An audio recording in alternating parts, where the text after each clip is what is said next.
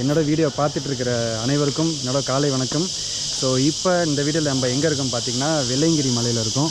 So இதுதான் இந்த அடிவாரத்தில் உள்ள ஒரு கோயில். ஸோ அருள்மிகு வெள்ளையங்கிரி ஆண்டவரோட கோயில் இங்கே தான் இருக்குது. இந்த மலைக்கு நம்ம எப்படி வந்தோன்னு பார்த்திங்கன்னா தஞ்சாவூர்லேருந்து கிளம்பி கோயம்புத்தூருக்கு வந்தோம். அது சொல்லு. ஸோ தஞ்சாவூர்லேருந்து கிளம்பி கோயம்புத்தூர் வந்திருக்கோம். கோயம்புத்தூர்லேருந்து ஒரு 40 கிலோமீட்டர் தூரத்தில் தான் இருக்குது இந்த கோயில். ஸோ இங்கேருந்து நம்ம மேலே வந்து ஒரு 13 கிலோமீட்டர் ட்ரெக்கிங் போகிறோம். 7வது மலையில் அருள்மிகு வெள்ளையங்கிரி ஆண்டவர் இருக்கார். ஸோ அவரை பார்க்க தான் நம்ம போயிட்டுருக்கோம். ஸோ இங்கே காலையிலே மணி 7:30, ரொம்பவும் வெயில் அடிக்கலை. ஸோ இப்போ கிளம்புனா எனக்கு தெரிஞ்சு மணி 12 ஆகும்னு நினைக்கிறேன் நாங்கள் செய்கிறதுக்கு. 13 கிலோமீட்டரு சும்மா இல்லை.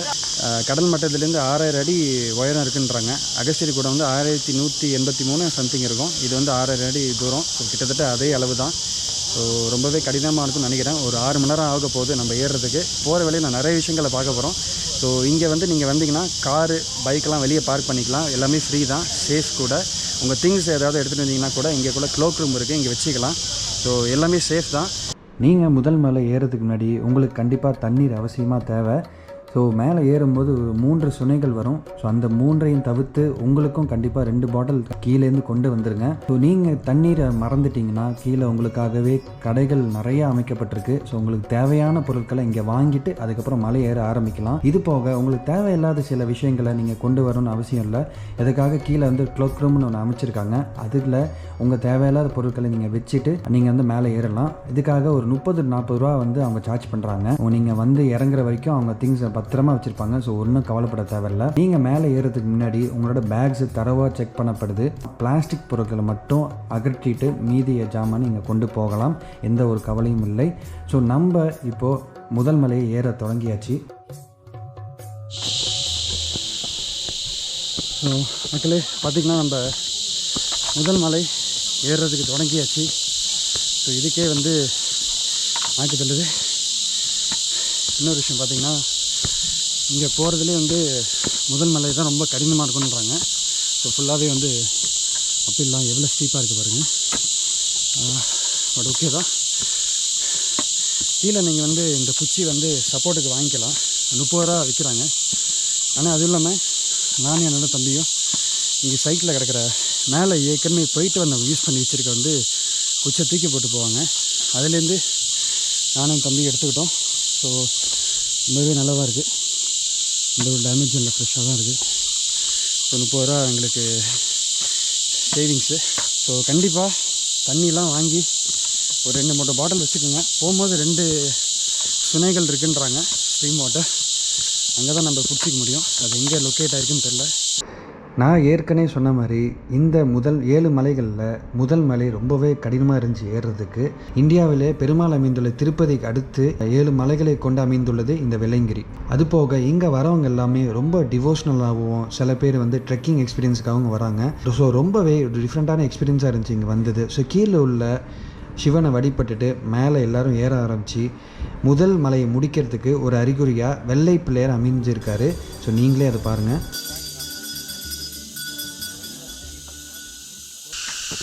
காய்ஸ், நீங்கள் இப்போ பார்க்குறது பார்த்திங்கன்னா வெள்ளை பிள்ளையார் கோயில். ஸோ இந்த வெள்ளை பிள்ளையார் கோயில் பார்த்திங்கன்னா முதல் மலை, அதாவது ஃபஸ்ட் ஹில் வந்து முடிஞ்சதுன்னு அர்த்தம். 2வது மலையோட ஆரம்பம் இதுக்கப்புறம் தான் இருக்குது. ஸோ இந்த வெள்ளை பிள்ளையார் கோயில் பற்றி சொல்லணுன்னா 1910 வந்து இதை வந்து கட்டியிருக்காங்க. ஸோ அதுலேருந்து வழிபட்டு பூஜை செஞ்சு இதை வந்து பராமரிச்சுட்டு வாங்க. ஸோ பார்க்குறதுக்கு அழகாக க்யூட்டாக உட்காந்துருக்காரு பிள்ளையார். ஸோ எந்த கோயிலுக்கு போனாலும் ஒரு ஆரம்பத்தில் வந்து பிள்ளையார் வச்சுருப்பாங்க. ஸோ அவங்கள வழிபட்டுட்டு தான் நம்ம வந்து போக முடியும். அதே மாதிரி தான் இருக்கும். ரெண்டாவது மலை ஏறும்போது நாங்கள் ஒரு 65 வயதான ஒரு பாட்டியை சந்தித்தோம். ஸோ இவங்க கடந்த 10 வருஷமாக இந்த மலை ஏறிட்டு இருக்காங்க. ஸோ இந்த வருஷமும் ஒரு வேண்டுதலோட இந்த மலை ஏற வந்திருக்காங்க. அவங்கள சந்திச்சதில் எங்களுக்கு ரொம்பவே சந்தோஷமாக இருந்துச்சு. இந்த மலையை பற்றின நிறைய விஷயங்கள் அவங்க என்கிட்ட ஷேர் பண்ணாங்க. ஸோ நாங்களும் அவங்க கூட பேசிக்கிட்டே ஒன்றாவே நாங்கள் மலை ஏற ஆரம்பித்தோம். எங்கேயாவது வரீங்க பாட்டி? ஈரோடா? ஈரோட்லேருந்து பஸ் பிடிச்சி வருது. ட்ரெயினில் சாப்பிடாம சாப்பிட்டா ஏற முடியாது. காலையில் அங்கே சாப்பிடாம குடிச்ச உடனே அவரை வேண்டிட்டு சாப்பாட்டை எடுத்துட்டு வந்தால் கூட மேலே சாப்பிட்டுக்கிறோம். அங்கே சாப்பிட்டா ஏற முடியாது. அது ஒரு மயக்கம் கட்டிடும். நம்ம ஏறிட்டு இருக்கிற ரெண்டாவது மேலே பார்த்தீங்கன்னா வழுக்கு பாறைகளில் அழகாக படி மாதிரி செதுக்கியிருந்தாங்க. ஸோ இந்த இடத்துல நம்மளுக்கு இந்த மூங்கில் குச்சி ரொம்பவே அதிகமாக தேவைப்பட்டுச்சு. இந்த ரெண்டாவது மலையில் தான் பாம்பாட்டி சித்தருக்கு முருகன் காட்சி அளித்ததாக சொல்கிறாங்க. பாம்பாட்டி சித்தர் தியானம் பண்ண குகையும் அவர் உருவாக்கின சுனையும் இங்கே தான் இருக்குது. ஸோ நம்மளுக்கு தண்ணீர் தேவைப்பட்டுச்சுன்னா இங்கே நம்ம பிடிச்சிக்கலாம். நான் 3வது மலை ஏறும்போது எனக்கு ரொம்பவே பசி எடுக்க ஆரம்பிச்சிருச்சு. ஸோ அங்கே உள்ள கடையில் நின்று அங்கே விட்டுருந்த ஒரு பழத்தை சாப்பிட்டு அதுக்கப்புறம் நான் ஏற ஆரம்பித்தேன். 3வது மலை முடிவுலையும் ஒரு சுனை இருக்குது. ஸோ அங்கே தான் கைத்தட்டி சித்தர்கள் நிறைய வாழ்ந்ததாக சொல்கிறாங்க. இங்கே கைத்தட்டினா தண்ணி வரும்னு சொல்கிறாங்க. அங்கே தான் நாங்கள் தண்ணியை ஃபில் பண்ணிவிட்டு திருப்பி நாங்கள் ஏற ஆரம்பித்தோம். முடியல. இப்போ பார்த்திங்கன்னா வாட்டர் மெலன் சாப்பிட்டாச்சு, தண்ணி குடித்தாச்சு. இது போக எலக்ட்ராலும் நான் தண்ணியில் கலந்து கொண்டு வந்தேன். எப்படி பார்த்தாலும் தலை கிடைக்குது.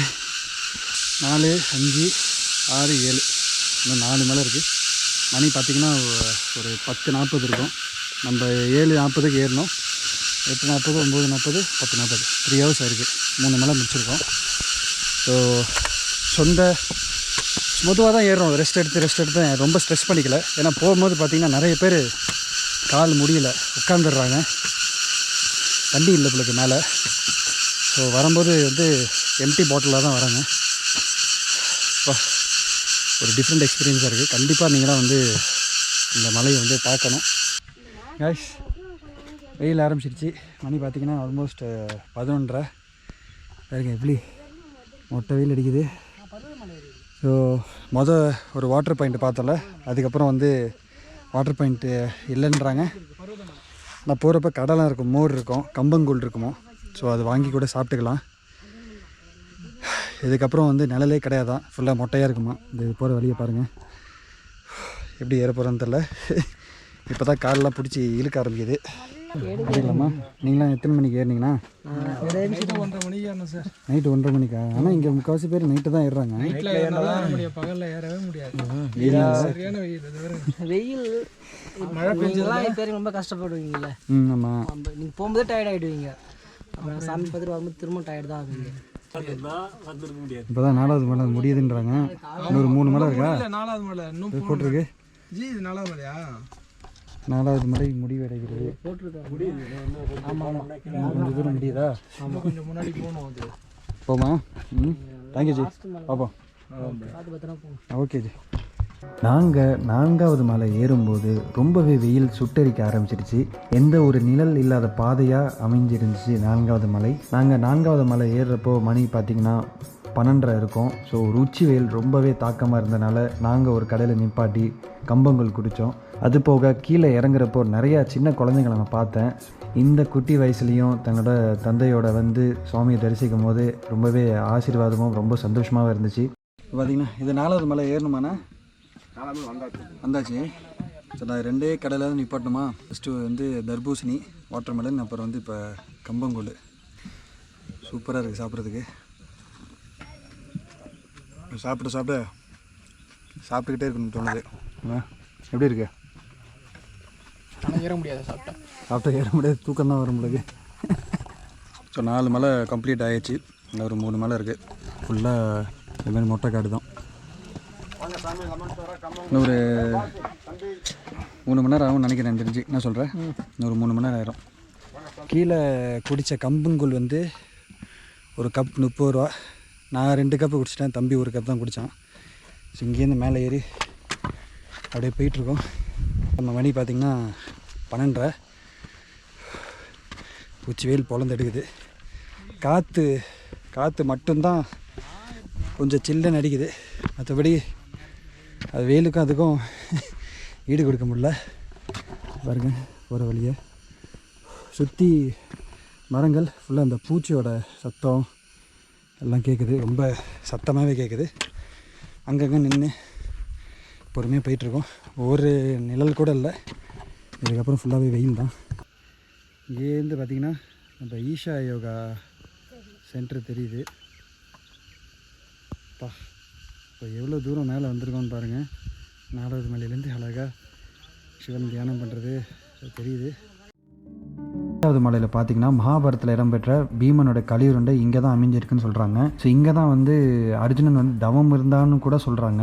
அர்ஜுனன் வந்து இங்கே வந்து தவம் செய்தனால இதுக்கு வந்து அர்ஜுனன் தலைப்பாறைன்னு இன்னொரு பேர் இருக்குது. 5வது 6வது மலைக்கு நடுவில் ஒரு சுனை இருக்குது. இந்த சுனைக்கு பேர் வந்து ஆண்டி சுனை. இது வந்து கங்கைக்கு நிகராக ஒப்பிடுறாங்க இந்த சுனையை பார்த்து. இந்த சுனையில் குளிக்கும் போது நம்ம 7 ஜென்ம பாவங்கள்லாம் கரையும்னு சொல்கிறாங்க. ஸோ நானும் என்னோட தம்பியும் இந்த சுனையில் ஒரு குழியில் போட்டுட்டு அதுக்கப்புறம் தான் நம்ம ஈசனை பார்க்க போகணும். நான் மட்டும் இல்லை, இங்கே வர பக்தர்கள் எல்லாமே இந்த சுனியில் குளிச்சுட்டு தான் மேலே ஈசனை பார்க்கவே போகிறாங்க. எப்படி இருந்துச்சு குளியல்? ஜில்லுன்னு இருந்துச்சு, தெரியல, செம்ம சில்லுன்னு இருந்துச்சு. ஸோ நடுவில் பார்த்திங்கன்னா இந்த ஈஷா யோகாவில் இருக்கிற சிவன் மாதிரியே ஒரு சின்னதாக ஒரு சிவலிங்கம் தண்ணிக்குள்ளே. அது போக வந்து இந்த சூலத்தில் தான் வச்சுருந்தாங்க. ஸோ அங்கே ஒரு குழியில் போட்டுட்டு வேண்டிட்டு இப்போ 7வது மலை ஏறுறோம். பார்த்திங்கன்னா பனிமூட்டைன்னு சொல்ல முடியாது, அது ஆக்சுவலாக அந்த மிஸ்ட்டு வந்து மேலே அந்த டாப்பை மறைச்சிட்டு. ஸோ போகிற வழியில் பார்த்திங்கன்னா 2 ஷெட்டு, அங்கே வந்து சில 2 கடை இருக்குன்றாங்க. ஸோ அங்கே கூழ் இப்படி பழங்கள் ஏதாவது ரிஃப்ரெஷ்மெண்ட்டுக்கு வைக்கும். அதை தாண்டி எந்த கடையும் இல்லை எனக்கு தெரிஞ்சு.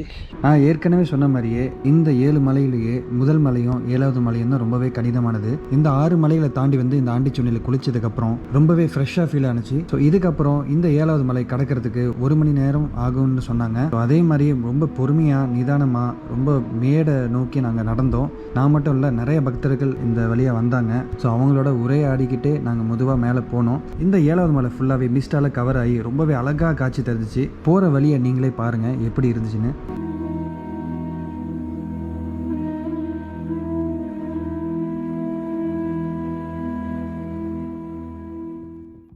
அங்கே கொடி தெரியுது பார்த்தீங்களா? கிட்டே வந்தாச்சு. அதான் கடைசி மேலே ரொம்ப கஷ்டம்னாங்க, கரெக்டாக தான் இருக்குது. இதே மாதிரி நிறைய வழி தனித்தனியாக போகுது. பட் பார்த்து அந்த ஏரோ மார்க்கை ஃபாலோ பண்ணிட்டு ஏறுங்க, ரொம்பவே யூஸ்ஃபுல்லாக இருக்குது. கிட்டேக்கு வரும் தோணு தான் ஃபாகை வந்து மறைச்சிடுது. இங்கே தான் இருக்குது இந்த மலை.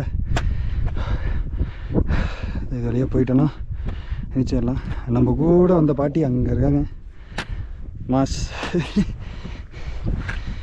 65 வயசு மேலே இருக்காங்க. நம்மளாம் இன்னும் கீழே வந்துட்டுருக்கோம். ஏதாவது ஒரு வேண்டிக்கிட்டு ஒரு நல்ல விஷயத்துக்காக குடும்பத்துக்கோ நண்பர்களுக்கோ இல்லை நமக்கு தாமே வேண்டிக்கிட்டு வந்தோன்னா இங்கே வந்து நிறைய நல்லது நடக்கும்ன்றாங்க.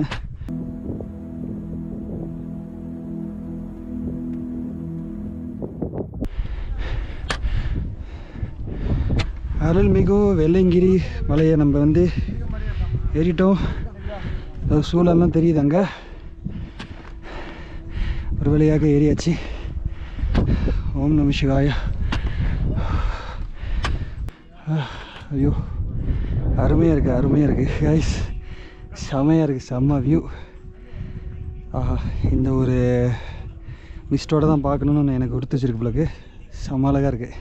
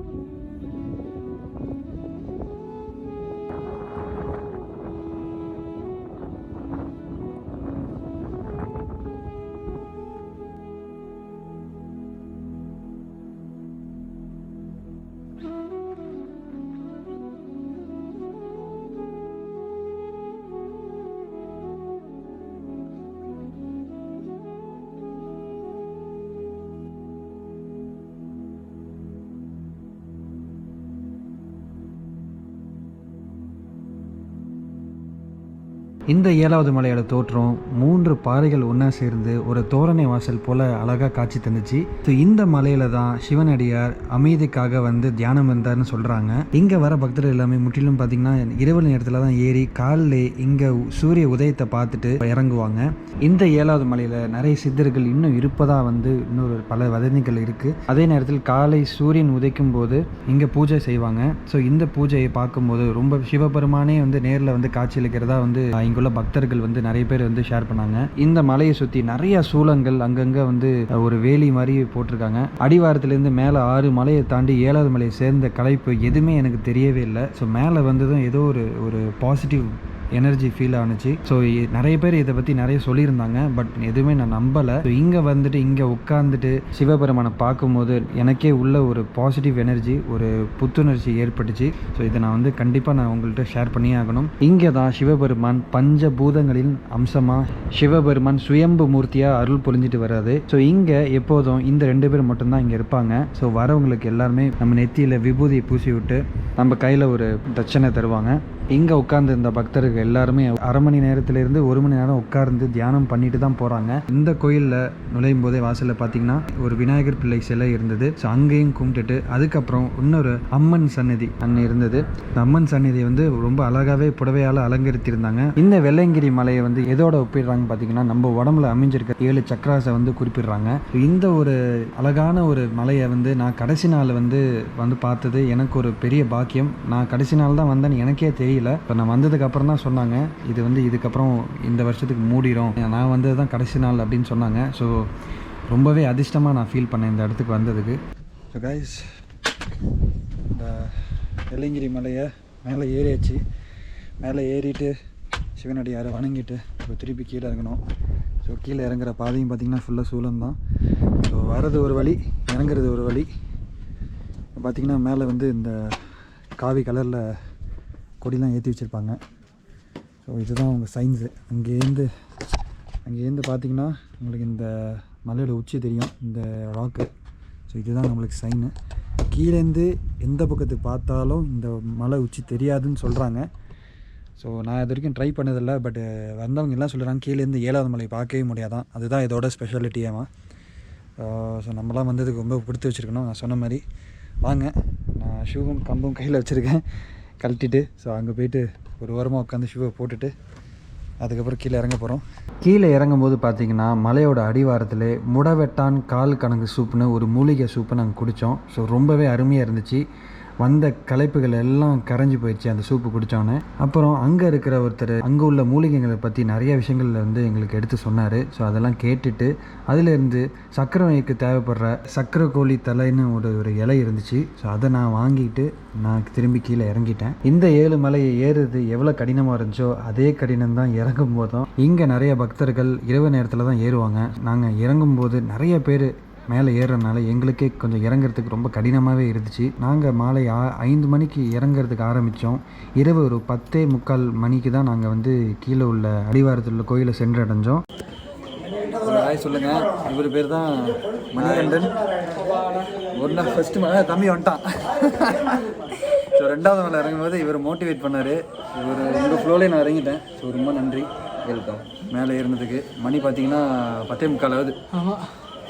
காலைல 8 மணி 8:30 ஏறினது 10:45 ஆகுது. ஸோ நீங்கள் வந்தீங்கன்னா மணிகண்டன் இருந்தாருன்னா அவருக்கு பின்னாடியே ஃபாலோ பண்ணிட்டு கேட்சப் பண்ணிடுங்க. 1வது மலையிலேருந்து 7வது மலைக்கு 1.5 மணி நேரத்தில் ஏறிருக்காராம் ரெக்கார்டு. ஸோ முடியாது, இறங்கும் போது வேணால் முடியும்னு நினைக்கிறேன். ரொம்ப நன்றி ஜி. ஏன்னா சொல்லணும்னு நினச்சேன். ஏன்னா நாங்கள் 2 பேரும் எவ்வளோ கஷ்டப்படுறது எங்களுக்கு தான் தெரியும். மெதுவாக இறங்கிட்டு இருந்தோம். நீங்கள் வர ஃப்ளோவில் இறங்கினால அப்படியே ஃப்ளோவில் இறங்கிட்டு இருந்தோம் கிடுக்கிடுன்னு. ஓகேவா? தேங்க்யூ. கூடி சீக்கிரம் மீண்டும் சந்திப்போம். ஸோ காய்ஸ், இந்த வீடியோ உங்களுக்கு ரொம்பவே பிடிச்சிருக்குன்னு நினைக்கிறேன். ஸோ நான் வெள்ளையங்கிரி மலை பயணத்தை காலை தொடங்கி இரவு நேரம் முடித்தது ஃபுல்லாக என்னென்ன இருந்துச்சு எல்லாத்தையும் உங்களுக்கு காமிச்சிருக்கேன். ஸோ நீங்கள் அடுத்த வருஷம் கண்டிப்பாக இந்த மலை சிவராத்திரி அன்னைக்கு வந்து திறப்பாங்க.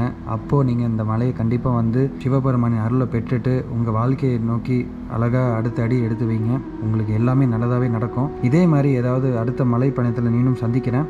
ஸோ அது வரைக்கும் எல்லாருக்கும் ரொம்ப நன்றி. நான் உங்கள் சைலேந்திரன், இது உங்கள் ஃபாலோஜாக். மீண்டும் சந்திப்போம். நன்றி.